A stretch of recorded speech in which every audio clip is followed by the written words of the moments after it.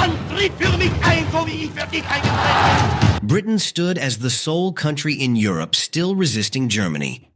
We shall never surrender! By July 1940, the map of Europe showed that Germany's dictator, Adolf Hitler, had occupied nearly every neighboring country, including Austria, Poland, Norway, Belgium, Denmark, and France, all of which had been invaded by Hitler. In the south, Italy was under the rule of another dictator, Mussolini, who had formed an alliance with Hitler. The two dictators were colluding together. Broadly speaking, only three major countries remained in Europe: Germany, the Soviet Union, and Britain. There was a peace agreement between Germany and the Soviet Union, so Hitler didn't need to worry about a Soviet attack. This meant that Britain was the last European country actively opposing Germany. On the other side of the world, America did not want to be involved in the war and, initially, stayed away. The question arises, how did the situation change? How was Hitler defeated? Let's understand the complete story of World War II in this video.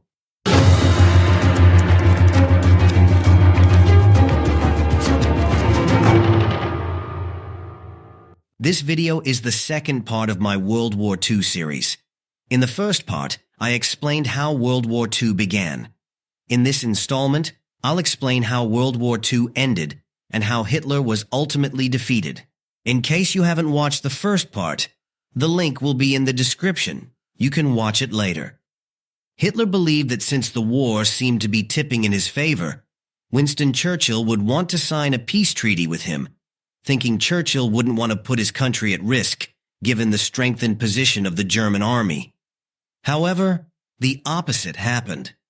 An iconic speech was delivered by Winston Churchill, reinforcing Britain's resolve to continue fighting. We shall fight on the landing grounds. We shall fight in the fields and in the streets. We shall fight in the hills. We shall never surrender! Winston Churchill made it clear that there would be no peace treaty between himself and Hitler, signaling that the war against Germany would continue. This decision meant that Hitler would attempt to invade the UK as well. Indeed, Hitler planned Operation Sea Lion to invade Britain. As a result, the Germans had to come up with a strategy on how to attack Britain. There is no land connection between the UK and mainland Europe, so the German army couldn't simply march across. If they tried sending ships, they would face the British Royal Navy, which had more ships than Germany, putting the Germans at a disadvantage. Consequently, Hitler decided to establish control over the airspace. The German Air Force, the Luftwaffe, had 2,600 aircraft, while the UK had only 700. So on July 10, 1940, Hitler attacked Britain from the sky. The Luftwaffe began by bombing. Their initial goal was to destroy aircraft, airfields, and manufacturing factories. The smaller British Royal Air Force did their best to defend their country. It was a tough fight, and the British incurred heavy losses. Eventually, the Germans began attacking at night, too. August 24, 1940, was such a night when some German pilots mistakenly bombed the city of London, resulting in a large number of civilian casualties. The Great Fire in the City of London, almost to be compared with the Fire of London in 1666. Pictures that look like hell on earth. Winston Churchill was shocked by the warfare. Urban areas were being targeted, prompting him to respond in kind. Consequently, the UK struck back by bombing Berlin. When Hitler saw this response, he changed his tactics. Initially uninterested in targeting London, the bombing of Berlin by the UK prompted him to shift his focus. He then decided to destroy London. On September 15, 1940, Hitler ordered the German Air Force to carry out an all-out decisive attack on London, deploying more than 1,000 fighter jets in a massive show of force aimed at quickly finishing off the city. Imagine the sight for the people below. Over 1,000 fighter jets, a mix of fighters and bombers, filling the sky. Specifically, there were 1,120 aircraft involved in this attack, 6 120 were fighters and 500 were bombers. The British readied their Royal Air Force, which had only 630 aircraft at its disposal. A historic battle ensued in the sky that day. The first wave of 100 bombers and 400 fighters was intercepted. Fighting raged all the way from the coast. The British Royal Air Force impressively downed more than 60 Luftwaffe aircraft and lost only 29 of their own. You heard that right. The British successfully repelled the German Air Force attack. This day is now commemorated as Battle of Britain Day. You might be wondering how the German Air Force, which was larger and supposedly more powerful, was bested by the British. The reason is quite straightforward. Whenever a country is attacked, the defending nation fights not just to repel an invader, but for its very existence. For the defending country, such a battle is not merely about tactical gains, but about survival. If they do not fight with all their might, their country could be wiped out. Battle of Britain Day marked one of the first major defeats for Hitler during World War II. For the first time, Hitler experienced a significant loss. Knowing that there was little chance of success for this mission, Operation Sea Lion was postponed. Subsequently, Hitler shifted his focus from the UK to the Soviet Union. By April 1941, the map of Europe had changed significantly. Hungary, Romania, and Bulgaria in Eastern Europe had joined the Axis powers, forming an alliance with Germany. Moving eastwards, the countries of Yugoslavia and Greece had already been occupied by Hitler's forces. The Italian dictator Mussolini had been focused on occupying Libya and Greece. However, due to the influential British presence in the Mediterranean Sea, Mussolini needed assistance, prompting Hitler to send German troops to Libya to support the Italians. With this reinforcement, Yugoslavia and Greece were also occupied. Interestingly, Hitler was not initially very keen on invading Britain. He preferred the idea of signing a peace treaty with them instead. He thought that by shifting his focus to the Soviet Union and defeating it, Britain would be intimidated into signing the peace treaty. But why did he want to invade the Soviet Union despite there being a peace treaty in place? The real reason lay in Hitler's ideology. He deeply despised communists, and additionally, he believed that only if a country as vast as the Soviet Union was captured, Germany could become the #1 superpower in the world. Because Germany would significantly increase its land and resources. Indeed, Hitler was afflicted by megalomania. He believed himself to be the ruler of the world, driven to extremes by his thirst for power. He thought he could accomplish anything, including ruling over the entire world. However, his decision to attack the Soviet Union turned out to be a major strategic blunder, marking a turning point in World War II. Hitler's plan for invading the Soviet Union was straightforward and mirrored his approach to France. He intended to divide the German forces into 3 main groups. The first group would advance across the Baltic region towards Leningrad, the city where Stalin resided. The second group was tasked with capturing Moscow. The third group would advance from the south, moving through Ukraine. This operation began on June 22, 1941. The army of the Soviet Union was much larger than the Germans, boasting 20,000 tanks to Germany's 6,000. However, there was a major difference. German technology was much better than the Soviets. This is why Hitler still had the upper hand in this war. To protect itself, the Soviet Union joined hands with Britain and became part of the Allied powers. Mr. Molotov signed for the Soviet this vitally important undertaking on the part of both countries to fight Hitlerite Germany till victory is won. Neither country to negotiate or conclude a separate peace. They devised a plan together for sending supplies to the Soviet army, choosing a route through Iran. The issue, however, was that the Iranian government favored Hitler. Consequently, the UK and the Soviet Union jointly invaded Iran. This move was not particularly advantageous, as Hitler's blitzkrieg strategy enabled the Germans to advance 100 kilometers within just 2 days and seize a large swath of Soviet territory. Within a few weeks, they had made such significant progress that they were only 300 kilometers from Moscow. By this stage, disagreements between Hitler and his military commanders had caused a delay in the next German advance until October. As temperatures began to drop, the colder weather favored the Soviets, who were well accustomed to fighting in such conditions. Simultaneously, the Soviet Union secured a second strategic advantage due to their diplomatic relations with Japan. The two nations had signed a non-aggression treaty, allowing Soviet troops stationed at the eastern border, previously engaged with Japan, to redeploy to the Western Front and bolster the defense against Germany. In December 1941, another twist came to our story when Japan suddenly attacked the USA's Pearl Harbor base without any provocation. We have witnessed this morning the distant view, the Battle of Pearl Harbor. More than 2,300 American troops were killed in the sudden attack on Pearl Harbor. Up to that point, America had been reluctant to involve itself in World War II, observing the conflict in Europe from a distance.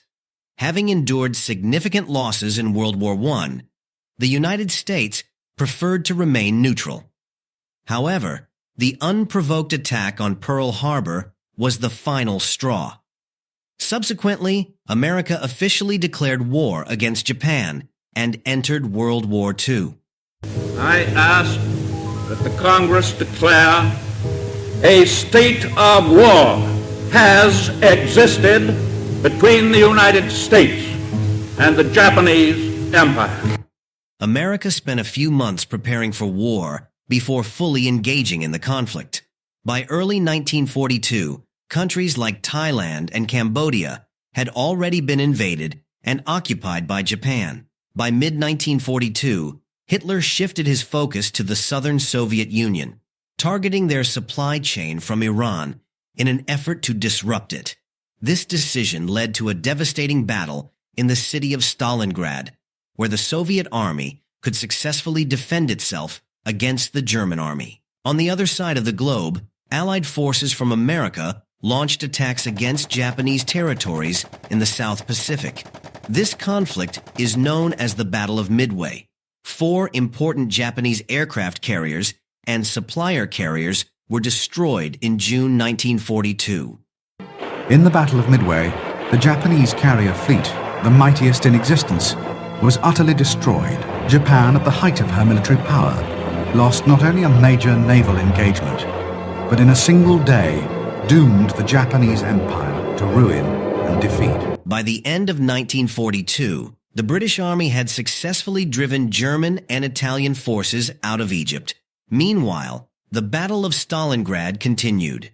By November 1942, with winter setting in again, the harsh conditions made it increasingly difficult for the German army to fight. At one point in Stalingrad, the German army had almost total control over the Soviets, but the Soviets continued to fight until the very end. The Battle of Stalingrad became the deadliest battle of World War II. Ultimately, the Soviet soldiers were victorious. Nearly 300,000 German troops present in Stalingrad were surrounded and subsequently surrendered in February 1943. The heroic defense of Stalingrad. The Soviet army turning the Nazi six-month assault into the most ghastly military disaster in German history. Hands held high, the beaten Nazis pour from house after house in abject surrender. This marked the biggest turning point in World War II. A few months later, in July 1943, Italian citizens overthrew dictator Mussolini, spurred by a growing anti-fascist movement among the populace. Discontented with their circumstances, civilians rebelled against their leader. Mussolini was later executed by Italian partisans, who were civilians from various villages armed to fight for their cause. Bombastic Mussolini, the sawdust Caesar, comes to his end in the gutter, fitting climax to a life of treachery and double-cross.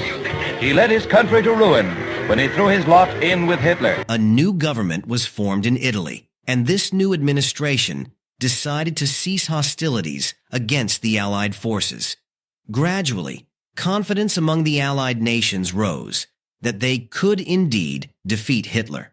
In November 1943, Stalin, Roosevelt, and Churchill met in Tehran to discuss strategies for bringing World War II to an end. June 6, 1944, marked another historical day known as D-Day. On this day, the Allied forces initiated a massive operation to land more than 150,000 British, American, and Canadian soldiers on the beaches of Normandy in France.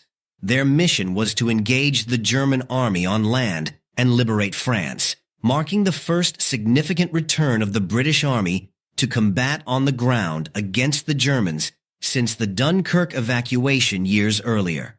Another of the great decisive battles of world history has been joined. This is the day for which free people long have waited. This is D-Day. This situation was perilous for Hitler. He had directed his army to focus on the Soviet Union, where they were suffering losses due to the harsh winter conditions and were unable to secure a complete victory. They were now facing attacks from the Western Front as well. Consequently, Hitler decided it was prudent to withdraw the German army from the Eastern Front to focus on a counterattack. As soon as Hitler's forces were withdrawn from the Soviet Union, there was a major counteroffensive from the Soviets. Within 2 months, the Soviets had regained approximately 600 kilometers of territory from Germany. Poland, Czechoslovakia, Hungary, and Romania were under the occupation of the Soviet army. On another front, the Allied forces landed in southern France as well. Gradually, nations were being liberated. Hitler's army was being expelled. Yugoslavia ousted German troops using its own forces. Germany faced attacks from 3 directions. Hitler devised his final major offensive, known as the Battle of the Bulge. Reserves of men and materiel had been hoarded for the day of counterattack. The very much alive German army gathered its forces in the Forest Isles to strike one strong, decisive blow at the American army. In the forest region of the Ardennes, the German army intended to drive out the Allied forces before they could formally invade Germany. The Allied forces carried out devastating aerial bombings on German cities. The aerial phase of the West Front offensive mounts to full fury in one single day of colossal attack. This is the greatest Allied air offensive since D-Day. In February 1945, the Yalta Conference was held in Crimea. It was announced there that any country that declared war on Germany could join the Allied forces in attacking Germany. Venezuela, Uruguay, Turkey, Egypt, Saudi Arabia, Syria, Lebanon, and Paraguay all declared war on Germany. The last 4 months of World War II were the most painful. Each day, almost 30,000 people were being killed. As the Allied forces moved ahead, they found out about Hitler's concentration camps, where hundreds of thousands of innocent Jews were cruelly killed. Allied forces continued bombing German cities. Later on, this was criticized by some people, claiming that it was unnecessary to bomb German cities where numerous civilians were killed. Cities like Dresden crumbled to the ground. It is said that when Hitler could be killed on the ground, there was no need for the bombings. By this point in time, it was clear that Hitler was on the brink of defeat. Finally, in May 1945, Berlin was surrounded by the Soviet army. 2 days earlier, on April 30th, 1945, Hitler took his own life. On May 8, 1945, Germany formally surrendered, marking the end of the conflict in Europe. The Union Jack goes up to signalize the taking over by the British troops of their sector of Berlin. The date is July the 6th, 1945. A date the history books will remember. German territories were divided. East Germany and West Germany were established. Poland was reconstituted from a large portion of what had been East Germany. The borders of many countries were redrawn. Today, The map of Europe that you see is shaped by the outcomes of World War II. It looked completely different before the war.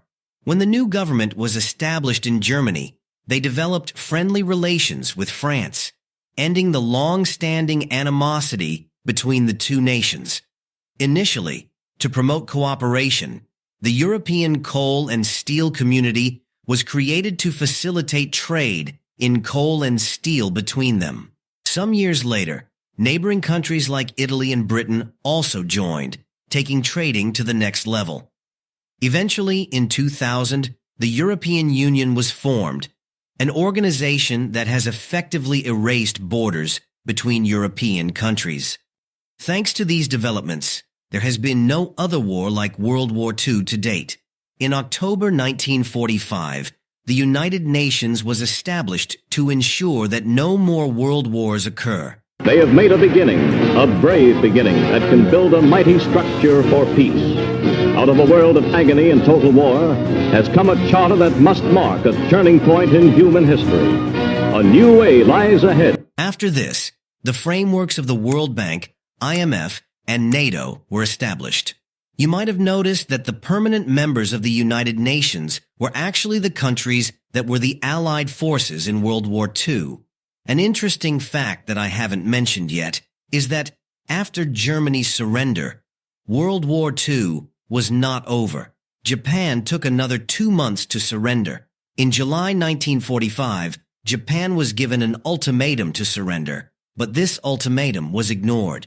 Subsequently, America dropped atomic bombs on Hiroshima and Nagasaki, and World War II ended in this dramatic fashion. I hope you liked the video. If you enjoyed it, please share it, subscribe to our channel, and hit the bell icon for more videos.